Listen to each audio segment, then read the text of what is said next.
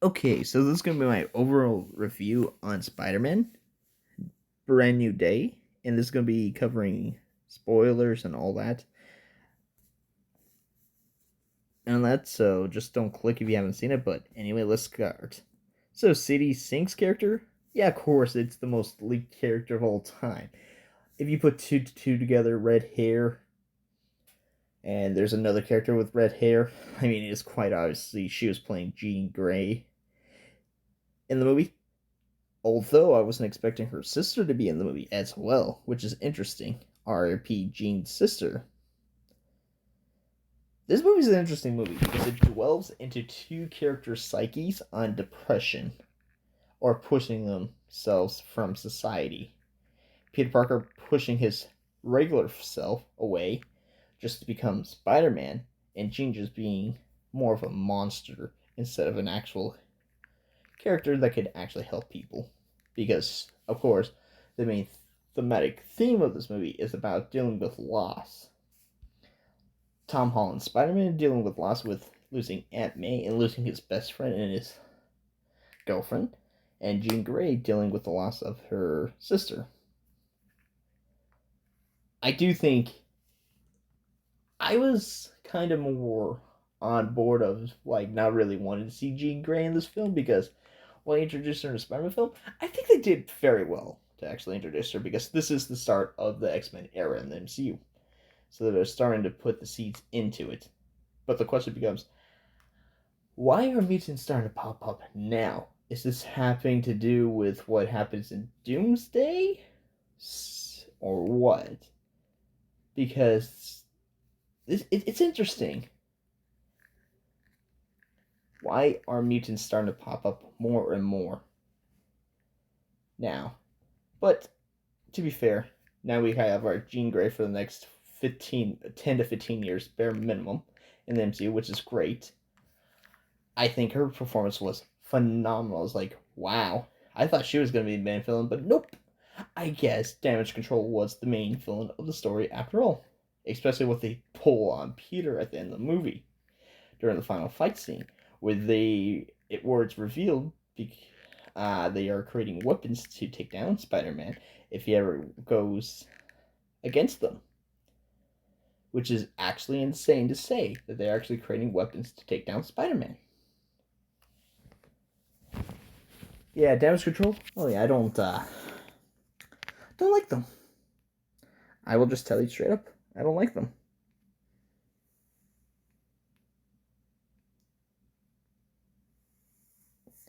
Damage Control. Yeah. Mm-mm. What's his name? Tim or Tom? It was the main dude, the main officer or chief of Damage Control. He seemed nice, but then he has alternate motives of trying to use her powers so they could create an army that could pretty much use her abilities to do whatever he wants and all that. So X-Men films are beginning to start to show up because they want their gifts. Of course. Let's talk about the elephant in the room, which would be Spider-Man and Punisher versus the Hulk. I absolutely love what they did with Hulk. Basically, before he becomes Savage Hulk, Bruce Banner becomes Professor Hulk. But because of Jean Grey messing with his mind and all that in Professor Hulk form, she accidentally broke something in his psyche. So, due to that, guess who came back out? Ding ding ding, Savage Hulk. But before that stuff, we've had fight sequence with Punisher and Spider-Man versus Hulk. This movie action scenes, 10 out of 10. These are the best action scenes in any Spider-Man movie I've ever seen. Beats No Way Home, Far From Home, and Homecoming. This beats Amazing Spider-Man 1 and 2, and this beats the original trilogy of Tobey Maguire Spider-Man. This is the best action scenes in Spider-Man movie history. And then, let's see. You got Punisher trying to take down the Hulk with bullets. Spider-Man trying to save the Punisher from getting killed. And then they've been using explosives. Of course, Everyone expected it. They didn't take down the Hulk, obviously. There was no way they physically could have taken down Hulk. But luckily, apparently Strange's magic didn't work on Hulk specifically. Because Peter was about to get killed by the Hulk, and he pleaded to Hulk that he was Peter and they were friends. And the Hulk suddenly snaps and realizes he knows this person. He fought outside with him before. So it's cool that they added that Easter egg of the Hulk remembering Spider-Man.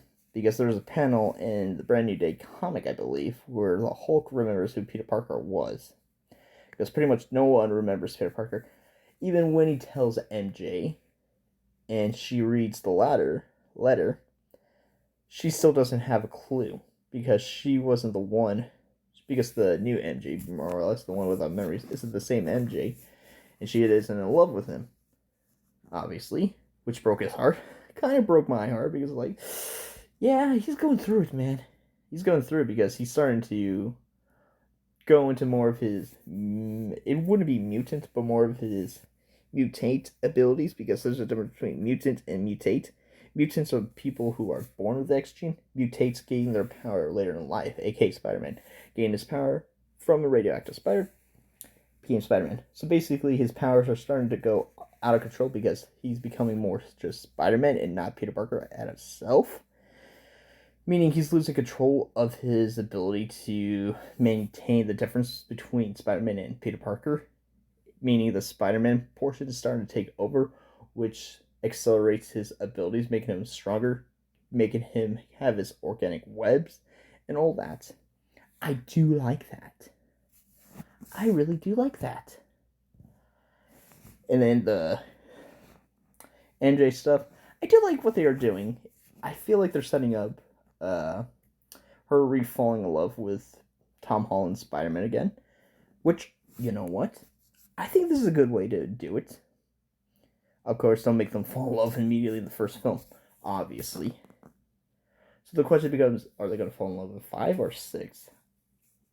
It depends on what 5 and 6 are, more or less.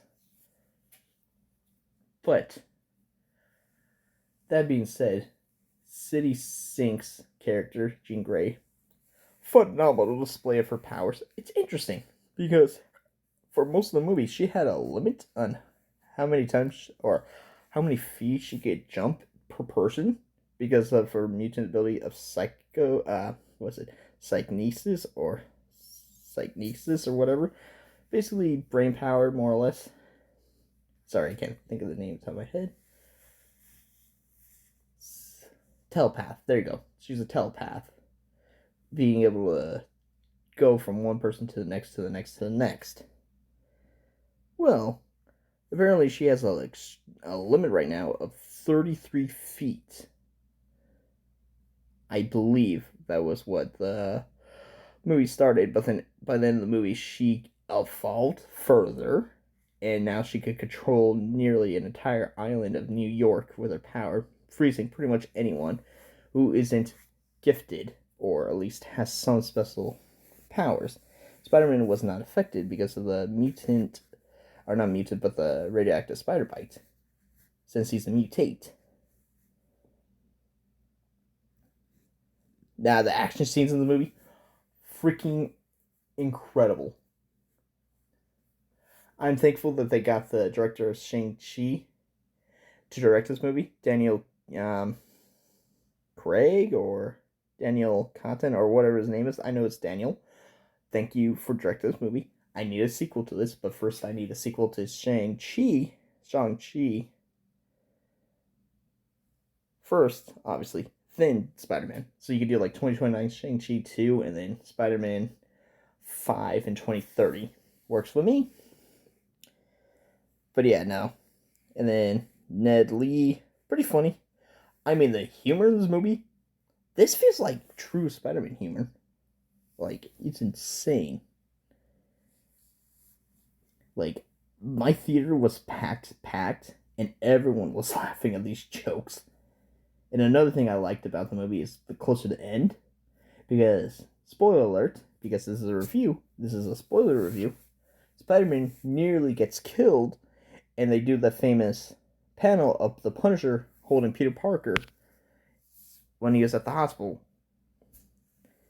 He was in pretty bad shape. He nearly died. New York pretty much came together to pretty much pray for his health back. Apparently, the person that pretty much saved Spider-Man's life during that was Jean Grey. She used her power to stop him from bleeding out because he was bleeding out pretty bad. But yeah, no, the match between Jon Bernthal's Punisher and Tom Holland's Spider-Man, it's magic, man. This is what we needed. That relationship between those two characters, magic. And then what else to think of? They do a lot of montage. Tombstone was only there for like what? A few seconds at most. And after that, he pretty much wasn't shown again. Scorpion showed up a few times. Boomerang, where that person was, he only showed up a few seconds. A few of these villains, But I mean, this was just a quick montage of the last 4 years since the end of No Way Home, showing how much he has evolved with that time. I'm presuming in the story right now in timeline, he's 22 maybe, because if we take No Way Home for example, 2024 is when MA died, and they're saying it's been 4 years since that. So right now in the MCU, it's 2028. So meaning Doomsdays and Secret Wars happen between 2028 to like 2030 maybe. If not, just takes place entirely in 2028. I don't know. Now we're talking about Yelena, because she was actually in the movie more than I thought she would.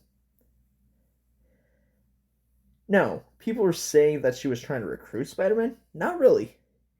She pretty much separated their jobs. Spider-Man is supposed to deal with the small stuff that happens in New York, while the New Avengers are supposed to deal with the bigger threats around the globe, in the universe and all that. But no, her performance in the movie, 10 out of 10. I think she is my favorite character from Phase 4 through 6. I think my top 3 is Yelena, a.k.a. Florence Pugh. I think I'm saying her name right. Loki, Tom Hiddleston, and now Tom Holland, Spider-Man, Peter Parker.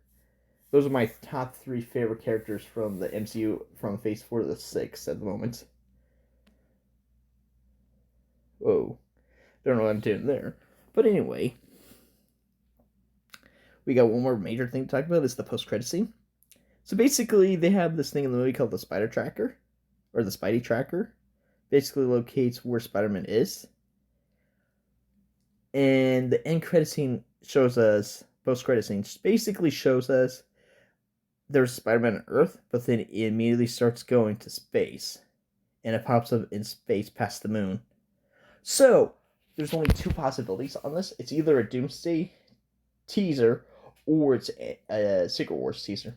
And if it's coming from space instead of Earth, I gotta be honest with you, I think the rumors of Tobey Maguire showing up in Doomsday is starting to become realer. It's starting to become super real at this point. I think he's in Doomsday, man. I think he's the main Spider-Man in Doomsday. I know he's supposed to be in Secret Wars with Tom Holland and Andrew Garfield Spider-Man. So yeah, the post-credit scene is quite short, but it's a tease. But the question becomes, which movie is it teasing? Doomsday or Secret Wars? I think it's Doomsday, because Secret Wars hasn't been filmed at all yet. They're about to start production and filming Secret Wars soon. Doomsday, on the other hand, is completely done filming and shooting. So yeah. Overall, best action I've seen from a Spider-Man movie. The characters were phenomenal. The story was actually very good. It was tight. It was fast. It was strong. The emotions. All the emotions. I nearly cried like twice.